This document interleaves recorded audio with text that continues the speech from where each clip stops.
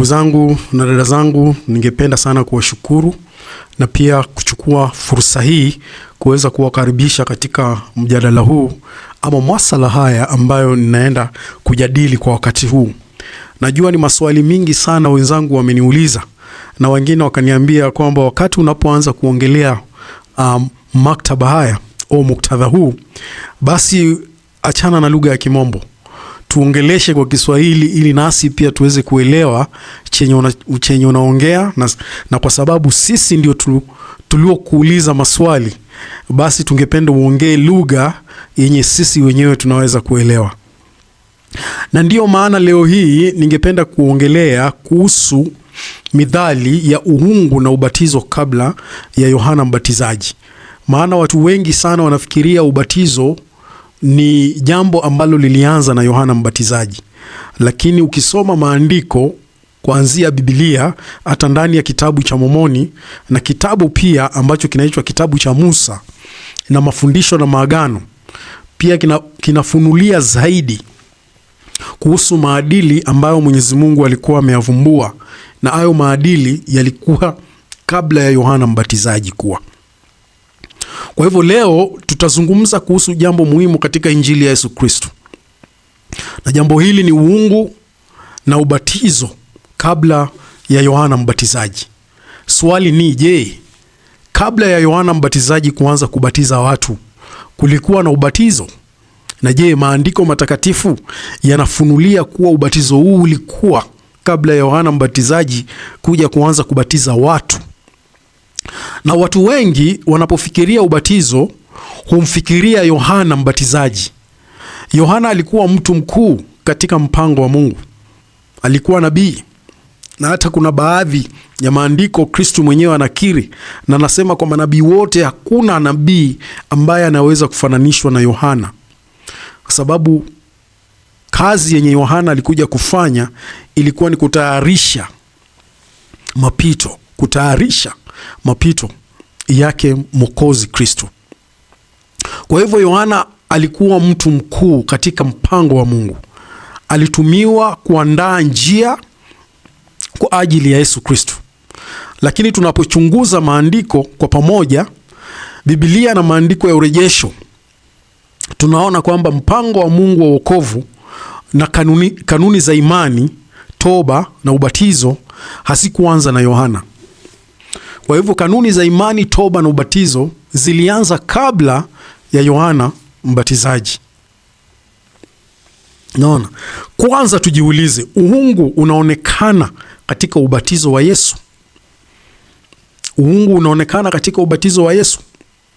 Ukisoma Mathayo sura ya 3 kuanzia mstari wa 16 hadi 17, inasema kwamba Yesu alipokwisha kubatizwa, Yesu alitoka majini na Roho wa Mungu akashuka juu yake kama hua, na sauti kutoka mbinguni ikasema, huyu ndiye mwanangu mpendwa wangu, msikilizeni.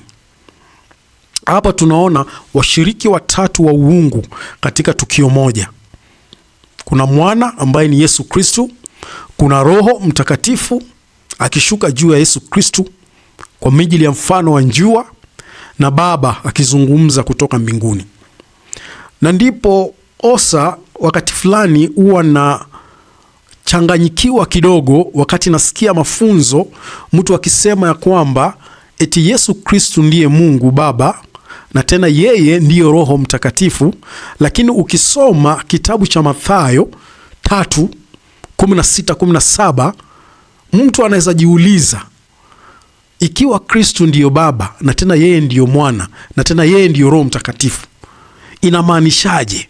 Alipokuwa anaongea pale juu, alikuwa anaongea akiambia Yohana, huyu ndiye mwanangu nayempendezwa naye. Mtu anaweza jiongeleshaje? Na ndio unapata maandiko mengine anahitaji tu hekima peke yake. Na ndio katika kanisa la Yesu Kristo la watakatifu wa siku za mwisho tunafunza kuwa uungu iko na washirika watatu wakijidhihirisha katika tukio la ubatizo, vile mtume Mathayo anavyodhihirisha. Na hili ni fundisho muhimu sana katika kuelewa uungu.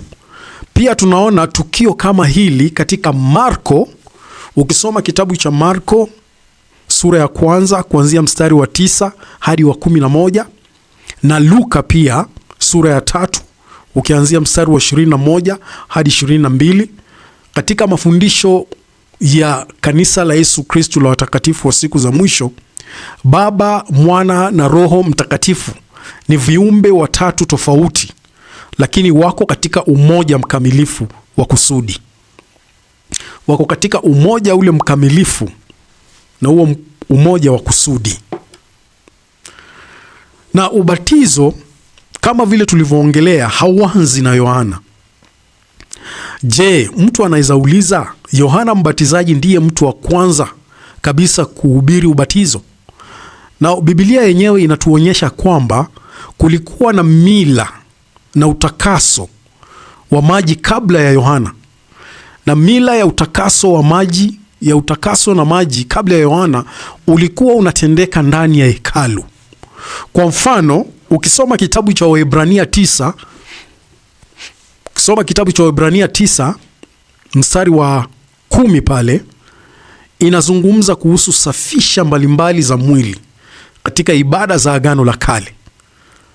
Na pia ukisoma kitabu cha Yohana wa kwanza 25 inaonyesha kwamba watu walikuwa wakimuuliza Yohana. Naona watu walikuwa wanamuuliza Yohana, basi kwa nini wabatiza? Swali hili linaonyesha kwamba dhana ya ubatizo haikuwa jambo lisilojulikana kabisa kwa watu wa wakati huo. Lakini tunapaswa kuwa waangalifu. Tunapaswa kuwa waangalifu kwa sababu hao watu walikuwa wanamuuliza Yohana, kwa nini unabatiza? Kumaanisha kuwa walikuwa wanajua ubatizo ni nini. Kwa sababu ili ni dhana ama ni mila na desturi yenye ilikuwa inafanyika ndani ya hekalu. Na walipomwona Yohana anafanya ubatizo nje ya hekalu, ndio wakaanza kumuuliza, kwa nini unabatiza? Kwa nini unafanya mambo ya hekalu unayofanyia nje? Na hilo linakuonyesha kuwa ubatizo haukuwa jambo geni. Ni jambo ambalo watu walikuwa wamelijua, hasa wale ambao walikuwa wanaenda hekaluni kila wakati. Na swali hili vile walikuwa wanaonyesha lilikuwa linaonyesha kwamba dhana ya ubatizo haikuwa jambo lisilojulikana kabisa kwa watu wa wakati huo. Lakini tunapaswa kuwa waangalifu. Biblia haitoi historia kamili ya ubatizo kutoka kwa Adamu hadi Yohana. Hapo ndipo maandiko ya urejesho yanapotupa maelezo zaidi, kwa sababu kuna mambo mengine Biblia imenyamaza. Na ukisoma historia ya Biblia utaweza kuelewa ni kwa nini. Kwa sababu kuna baadhi ya zile kweli watu walizitoa katika kitabu kile, kwa sababu walikuwa wanaficha ukweli ili kuweza kutawala watu. Lakini ukirudi katika maandiko ya urejesho yanapotupa maelezo zaidi, na haya maandiko yalikuwa yanaandikwa kulingana na vile Mwenyezi Mungu alikuwa anawafunulia hawa manabii. Okay? Adamu alifundishwa kuhusu ubatizo. Ukisoma kitabu cha Musa, ukisoma kitabu cha Musa ambacho ni baadhi ya vitabu vya urejesho, ukisoma kitabu cha Musa 6 kuanzia mstari wa 51 hadi 52, Bwana alimfundisha Adamu kuhusu Injili. Kisha katika kitabu cha Musa 6:59 Mwenyezi Mungu alisema kwamba mwanadamu lazima azaliwe kwa maji na kwa roho. Lazima azaliwe kwa maji na kwa roho. Na pia ukisoma katika kitabu hicho cha Musa sura ya 6 mstari wa 64 hadi 65, Adamu alibatizwa. Adamu alibatizwa. Na unakumbuka wakati Adamu na Hawa walipotolewa katika bustani la Edeni, wakaenda kuishi katika mji mwingine. Na Adamu alipokuwa anajaribu kufikiria sana, na akaanza kukumbuka jinsi vile Mwenyezi Mungu alikuwa anamfundisha kuabudu, na Adamu akaanza kutoa kafara, jinsi vile Musa anaongelea katika kitabu hichi cha urejesho. Adamu alipoanza kutoa kafara, malaika Jibrili au malaika Gabrieli alimtokea, na alipomtokea akamuuliza Adamu, unaelewa kitendo chenye unafanya? Adamu akasema sielewi, lakini ila tu Mwenyezi Mungu aniamrisha. Na ndipo malaika akamfundisha Adamu Injili na akamuelezea jinsi kafara anayopeana inaashiria kafara kuu ambaye Mwenyezi Mungu atakuja kumtoa mwanawe wa pekee. Na baada ya kumfundisha Adamu Injili, Adamu akaamini na Adamu alibatizwa na malaika. Adamu alibatizwa na malaika. Kwa hivyo unaona kuwa ubatizo si jambo ambalo lilianza na Yohana Mbatizaji. Ubatizo ni kanuni na maadili ambayo Mwenyezi Mungu alikuwa ameyaweka tangu hapo awali. Na mtu wa kwanza katika kitabu hichi cha Urejesho, tunaonyeshwa kuwa Adamu alipokea Injili, na alipopokea Injili ilibidi azaliwe mara ya pili na akabatizwa na malaika. Alibatizwa na malaika. So Adamu alipobatizwa, alibatizwa kabla ya Yohana Mbatizaji kuzaliwa. Kwa hiyo, kwa mtazamo wa maandiko ya Urejesho, Yohana hakuvumbua ubatizo. Badala yake Yohana alitumwa na Mungu akiwa na mamlaka ya kubatiza na kuandaa watu kwa ajili ya kuja kwa Kristo, kwa anawasafisha kama ondoleo la dhambi na ishara ya kuja kwa Kristo. Na mtu anaweza kuwa anauliza, Biblia inamuonyesha Adamu akifundishwa na Mungu. Ingawa Biblia haisemi moja kwa moja kwamba Adamu alibatizwa, inaonyesha kwamba Mungu alimfundisha Adamu kuhusu njia ya wokovu.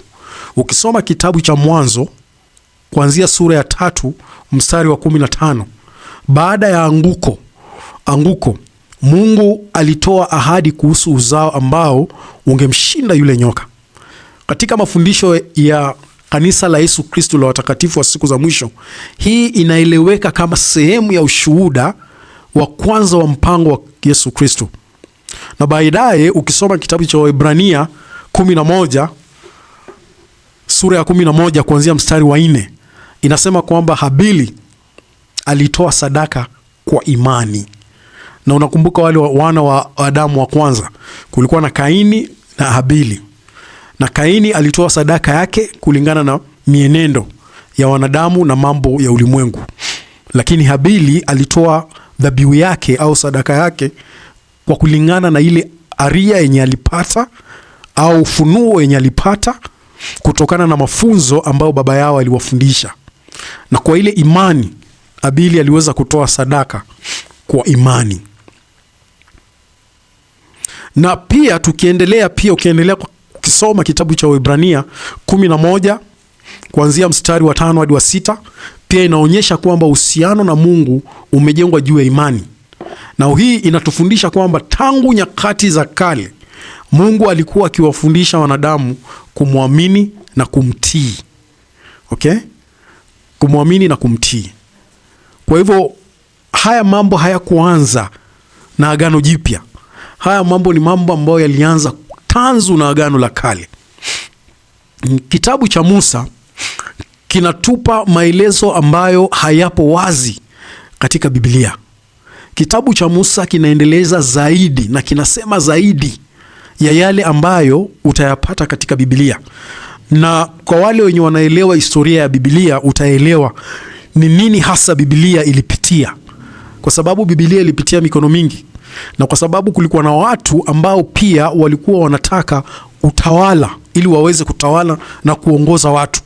Kuna zile haki ama kweli ambazo zilikuwa katika Biblia walikuwa wanazitoa wakizificha ili ulimwengu usiweze kuelewa au kujua kweli hizi.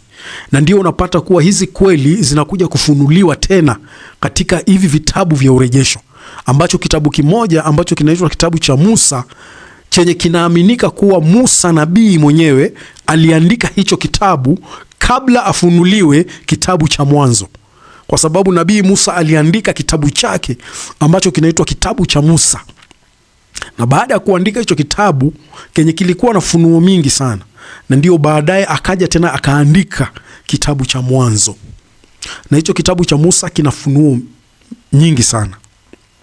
Na ukisoma hicho kitabu sura ya 6 kuanzia mstari wa 52 kinasema hivi: ikiwa utageuka kwa Mungu na kutubu dhambi zako zote na kubatizwa, utapokea kipawa cha Roho Mtakatifu. Hicho ndo kitabu cha Musa kinasema hivyo. Na hapa tunaona kuwa vipengele vya Injili: imani, toba, ubatizo na Roho Mtakatifu. Hivi ndivyo tunavyoviona pia katika mafundisho ya Yesu na mitume. Kwa hiyo kuna mwendelezo mkubwa kati ya mafundisho ya Adamu katika kitabu cha Musa na Injili inayofundishwa katika Agano Jipya. Na hivi ndio vitabu ambavyo vinaanza kufunulia watu kuweza kuelewa kuwa kuna mambo kadhaa kama ubatizo hayakuanza na Yohana Mbatizaji. Biblia inafundisha kwamba Kristo hakuanza kuwepo wakati alipozaliwa Bethlehemu. Kwa hivyo Yesu Kristo hakuanza kuwepo tu wakati alipozaliwa Bethlehemu. Alikuwepo kabla ya kuzaliwa Bethlehemu. Na ndio ukisoma kitabu cha Yohana kwanza, sura ya kwanza, ukisoma mstari wa kwanza hadi wa 3, inasema hivi: hapo mwanzo kulikuwa na neno. Okay? Na neno alikuwa na Mungu. Na neno alikuwa Mungu. Na wazi tunaoneshwa ya kwamba neno, kwa wale wenye wamesikiza manabii na kwa wale pia wamesikiza Injili na theolojia, ni wazi dhahiri ya kwamba neno ni Yesu Kristo mwenyewe. Kwa hivyo Yohana anatuelezea kwamba Kristo alikuwa kabla hata ya kuzaliwa Bethlehemu. Unaona? Kristo alikuwa hata kabla ya kuzaliwa Bethlehemu. Na ukiendelea kitabu hicho cha Yohana sura ya kwanza mstari wa 14 kinasema, naye neno alifanyika mwili. Unaona? Naye neno alifanyika mwili. Kwa hiyo Yesu Kristo alikuwa pamoja na Mungu kabla ya kuja duniani. Yesu mwenyewe alisema katika kitabu hicho cha Yohana, ukisoma 17, ukisoma mstari wa 5, sura ya 17 mstari wa 5, anasema, unitukuze wewe Baba kwako mwenyewe kwa ule utukufu niliokuwa nao pamoja nawe kabla ya kuwepo ulimwengu. Kwa hivyo ule utukufu ambao Yesu Kristo alikuwa nao kabla ya kuwepo ulimwengu inakuonesha kuwa Kristo alikuwa kabla ya kuzaliwa Bethlehemu. Na hii ni fundisho muhimu sana, kuwa Kristo alikuwepo kabla ya dunia. Na katika kanisa la Yesu Kristo la watakatifu wa siku za mwisho, kuhusu na mafundisho yake, Kristo alikuwa Mwokozi aliyechaguliwa katika mpango wa Baba yetu wa mbinguni kabla ya maisha haya. Alichaguliwa kabla ya maisha haya. Kwa hivyo Biblia inatupa ushuhuda mwingi zaidi. Na Yesu alikuwa Mwokozi kabla ya kuweko misingi ya dunia, kama vile tumeona mitume Yohana anapovumbua. Na pia ukisoma kitabu cha Petero wa kwanza mstari wa 1, inazungumzia Kristo kama mwana kondoo ambaye alijulikana kabla haijawekwa misingi ya dunia. Okay? Mwana kondoo ambaye alijulikana kabla misingi ya dunia haijawekwa. Na pia ukisoma kitabu cha Ufunuo sura ya 13 kuanzia mstari wa 8, inatumia lugha na inahusisha Kristo na mpango wa ukombozi tangu kuwekwa misingi ya dunia. Kwa hiyo Yesu hakukuja duniani kwa bahati mbaya.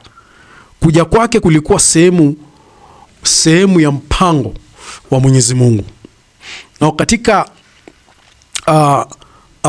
maandiko ya urejesho, ukisoma hicho kitabu cha Musa tena pia sura ya 4 kuanzia mstari wa 1 hadi wa 2, na pia kitabu cha Abrahamu, kwa hayo maandiko ya urejesho, kitabu cha Abrahamu au ukisoma sura ya 3 kuanzia mstari wa 24, hutoa maelezo zaidi kuhusu Kristo kuchaguliwa kuwa Mwokozi katika maisha ya kabla ya dunia.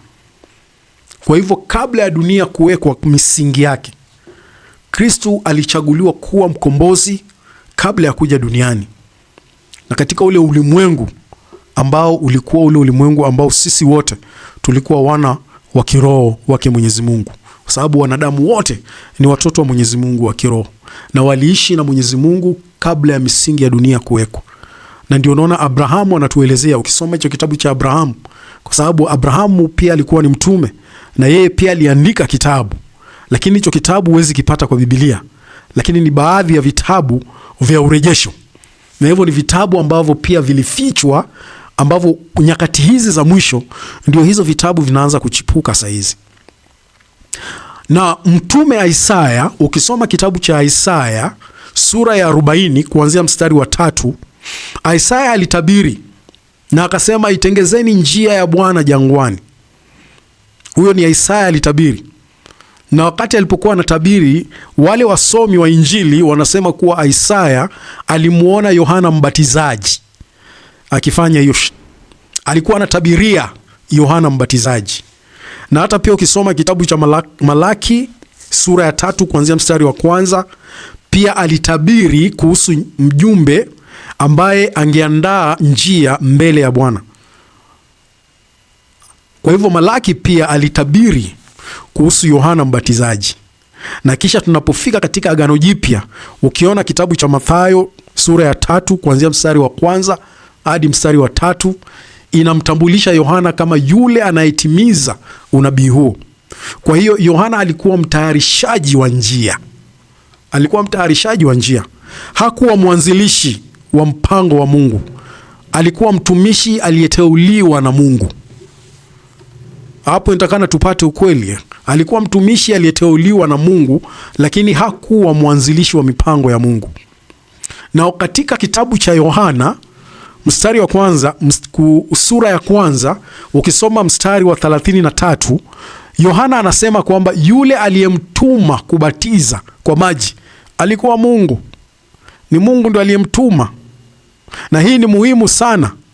Yohana hakujipa mamlaka yeye. Mungu ndiye aliyemtuma. Nadra sana siku hizi unapata watu wanajipea mamlaka wenyewe. Watu wanajipea mamlaka wenyewe. Mtu anaamua tu kuwa pastor mwenyewe. Mtu anaamua tu kuwa pastor mwenyewe. Unamuuliza mamlaka ya kuhubiri ulitoa wapi? Hawezi kuambia. Na katika mafunzo ya kanisa la Yesu Kristo la watakatifu wa siku za mwisho, tunapata maelezo zaidi kuhusu mamlaka ya Yohana kupitia mafundisho na maagano. Sababu ukisoma kitabu cha mafundisho na maagano, hiyo sura ya 13, yanafunua sana na yanaelezea zaidi kuhusu hayo mamlaka ambayo Yohana alikuwa nayo. Yohana alimrejeshea nabii Joseph Smith na Oliver Cowdery ukuhani wa Haruni ambao una mamlaka ya kuhubiri toba, kubatiza kwa kuzamishwa kwa ajili ya ondoleo la dhambi na kuhudumu katika mambo ya ukuhani wa Haruni. So hayo ndio mambo ambayo ukisoma hichi kitabu cha Ufunuo ambao nabii Joseph Smith alikuwa anapokea funuo kutoka kwa Mwenyezi Mungu na alikuwa anaandika. Kabla kiitwe kitabu cha mafundisho na maagano, kilikuwa kinaitwa kitabu cha maagano. Lakini Mwenyezi Mungu akamwambia akibadilishe, akiite kitabu cha mafundisho na maagano, kwa sababu kulikuwa na mambo mingi sana ambayo wana wa Adamu walikuwa wafundishwe kutokana na hicho kitabu, na pia waoneshwe maagano ambayo Mwenyezi Mungu ameweka na wana wa Adamu. Na ndio kwa sababu kwa hicho kitabu tunaona kwamba Yohana Mbatizaji anamtokea nabii Joseph Smith na mwenzake Oliver Cowdery walipokuwa wanafunga na kuomba katika mto fulani ambao ulikuwa unaitwa mto wa Susquehanna. Na walipokuwa wanafunga na kuomba, ndio nabii Yohana Mbatizaji aliwatokea. Na alipowatokea akawapea ukuhani ambao ulikuwa ni ukuhani wa Haruni, ambao una mamlaka ya kuhubiri toba, kubatiza kwa kuzamishwa kwa ajili ya ondoleo la dhambi na kuhudumu katika mambo ya ukuhani wa Haruni. Na kwa wale wenye hawaelewi hulka na kazi za ukuhani, ningependa sana ukae chini na uelezwe na wamishonari, watakuelezea ukuhani ni nini. Kwa hiyo ubatizo unahusisha si maji tu, bali pia mamlaka ya Mungu. Kwa hivyo huwezi batiza tu mtu jinsi vile unavyotaka. Ni lazima uwe ni mtu ambaye uliyepewa mamlaka kutoka kwa Mwenyezi Mungu mwenyewe, jinsi vile Yohana alipewa mamlaka kutoka kwa Mwenyezi Mungu. Na naye pia Yohana alipotumwa kurudi kama kiumbe kilichofufuka, na akarudisha yale mamlaka duniani kwa kupitia nabii wa Joseph Smith ambaye alikuwa pia na mwenzake akiwa anaitwa Oliver Cowdery, ndio walipewa hayo mamlaka ya kuweza kuanza kubatiza kwa hizi nyakati za mwisho. Okay? Kwa hizi nyakati za mwisho.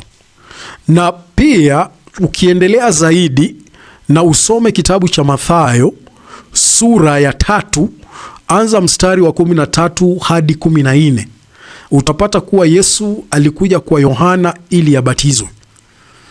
Yesu alikuja kwa Yohana ili abatizwe. Na Yohana aliona kana kwamba hakustahili kumbatiza Yesu. Lakini Yesu alisema, acha sasa, kwa kuwa ndivyo itupasavyo kuitimiza haki yote. Okay? Acha iwe hivyo kwa sasa, kwa kuwa ndivyo itupasavyo sisi kuweza kutumiza haki yote. Kwa hivyo Kristo alikuja kutuonesha umuhimu wa ubatizo. Na kama vile ulisema, ubatizo sio kitu ambacho kilianza na Yohana. Ubatizo ulianza kabla ya Yohana. Kwa hivyo Yohana hakuja kuanzisha mipango ya Mwenyezi Mungu, lakini alikuwa mtumishi wa Mwenyezi Mungu. Yesu hakuwa na dhambi. Kwa hiyo hakubatizwa kwa sababu alikuwa ametenda dhambi. Alibatizwa ili kutii yale ambayo baba yake alisema na kuweka mfano na kutimiza haki. Na ndio kwa sababu ukisoma kitabu cha Mormoni, kuna nabii, ukisoma kitabu chake kinaitwa Nefaya wa pili, katika sura ya 31 pale, ukianza mstari wa 6 hadi wa 7, Nefaya anafundisha jambo hili kwa undani sana. Anafunza mambo haya kwa undani sana. Yesu alituonesha njia ambayo tunapaswa kufuata. Naona alituonesha njia ambayo inapaswa kufuata, na ndiposa kila mtu yote ambaye anamkiri Kristo ni lazima abatizwe kwa maji mengi, azamishwe kwa maji mengi. Mtu asipozaliwa kwa maji na roho, mtu asipozaliwa kwa maji na kwa roho, hawezi kuingia katika ufalme wa Mungu. Na hapa tunaona maji na roho pamoja. Na katika Warumi mstari wa Nabii Paulo alitufunza mambo mingi sana, kwa sababu ukisoma Warumi mstari wa 6, Warumi sura ya 6 mstari wa 3 hadi wa 4 pale, Paulo anafundisha kwamba ubatizo unatufananisha na kifo, kuzikwa na kufufuka kwa Kristo. Tunapoingia majini tunawakilisha maisha ya zamani. Okay? Tunawakilisha maisha ya zamani. Tunapotoka majini tunawakilisha mwanzo mpya. Na kwa hiyo ubatizo ni zaidi ya ibada. Ni mwanzo wa maisha mapya katika Kristo. Na hiyo ndio ishara ya ubatizo. Sasa turudi kwenye ile mada yetu kuu. Uungu na ubatizo vina uhusiano gani? Tunabatizwa kwa sababu Baba ametupatia mpango wa wokovu. Mwana ametufungulia njia kupitia upatanisho wake. Na nikisema mwana namaanisha Kristo Yesu. Na Roho Mtakatifu hutusaidia kujua ukweli na kutembea katika njia ya Kristo. Na wakati Yesu alibatizwa, washiriki wote watatu wa uungu walidhihirishwa. Hivyo ubatizo unatuelekeza kwa uungu. Ubatizo unatuelekeza kwa uungu. Na ndio ona Yohana alisema katika Mathayo, ukisoma Mathayo sura ya 3 mstari wa 11. Unaona Yohana alisema, mimi nawabatiza kwa maji kwa ajili ya toba, na yoyote atawabatiza kwa Roho Mtakatifu na kwa moto. Alisema kuna yule mwenye atawabatiza kwa Roho Mtakatifu na kwa moto. Yohana alibatiza kwa maji, lakini Kristo ndiye anayetoa baraka za Roho Mtakatifu. Hapa tunaona tofauti ya majukumu. Yohana alikuwa mtumishi mwenye mamlaka, Yesu ndiye Kristo. Roho Mtakatifu ndiye anayeshuhudia na kutakasa. Ukisoma kitabu cha Mormoni kinafundisha pia kwa uwazi sana kuhusu ubatizo. Kuna huyu nabii ambaye alikuwa anaitwa Nefaya, na ukisoma kitabu chake ambacho ni Nefaya wa pili sura ya 31 mstari wa 17, Nefaya anasema kwamba mlango ambao mnapaswa kuingia ni toba na ubatizo kwa maji. Kisha mstari wa 18 unaendelea kueleza kuhusu kupokea Roho Mtakatifu. Kwa hiyo tunaona mpangilio: imani katika Kristo, toba, ubatizo, Roho Mtakatifu, kuvumilia hadi mwisho. Ile wazungu wanasema endurance to the end. Hii inaendana kwa karibu sana na mafundisho ya Biblia kuhusu kuingia katika maisha mapya katika Kristo. Naendana sana. Kwa hivyo ukisoma kitabu cha Mormoni, si ati kinapinga yale yenye Biblia inafunza, lakini inatilia mkazo zaidi na kupambanua zaidi vile nabii Nehemia anapambanua kwa undani ili kuweza kutuelezea umuhimu wa ibada ya ubatizo. Umuhimu wa ibada ya ubatizo. Na ukisoma pia katika kitabu cha Mormoni, pia kuna kitabu kinaitwa kitabu cha Mosiah au Mosia, sura ya 18. Ukisoma kuanzia mstari wa 8 hadi wa 10, kuna nabii alikuwa anaitwa Alma ambaye anafundisha kwamba wale wanaotaka kubatizwa wanapaswa kuwa tayari kubeba mizigo ya wengine. Unapaswa kuwa tayari kubeba mizigo ya wengine. Unapaswa kuwa tayari kuombeleza pamoja na wanaoombeleza, na pia unapaswa kuwa tayari kuwafariji wanaohitaji faraja na kusimama kama mashahidi wa Mwenyezi Mungu kwa wakati wote. Hii inatufundisha kwamba ubatizo unabadilisha jinsi tunavyowatendea wenzetu. Mtu aliyefanya agano na Kristo hawezi kusema mimi namfuata Kristo lakini watu wengine si shida yangu. Huyo sio mfuasi wa Kristo kabisa. Tunapobatizwa tunaingia katika agano la kuwa watu wa Kristo. Ndugu zangu na dada zangu, ikiwa umebatizwa, jiulize, je, bado ninaishi kama mfuasi wa Yesu Kristo? Je, ninatubu? Je, ninawasamehe wengine? Je, ninastahili Roho Mtakatifu? Je, ninakumbuka agano nililofanya na Mungu? Na ikiwa hujabatizwa, swali ni, je, uko tayari kuja kwa Kristo? Uko tayari kuja kwa Kristo? Yesu alisema, nifuateni. Ufuasi wa Kristo unahitaji imani, toba, agano na uvumilivu. Nikihitimisha ndugu zangu na dada zangu, Biblia inatufundisha kwamba Yesu Kristo alikuwepo kabla ya kuja duniani. Tunamwona Kristo katika mpango wa Mungu tangu kabla ya kuwekwa misingi ya dunia. Tunamwona Yohana Mbatizaji akija kutayarisha njia, na tunamwona Yesu akibatizwa. Na katika ubatizo wa Yesu tunaona kwa wazi kwa wazi Baba, Mwana na Roho Mtakatifu.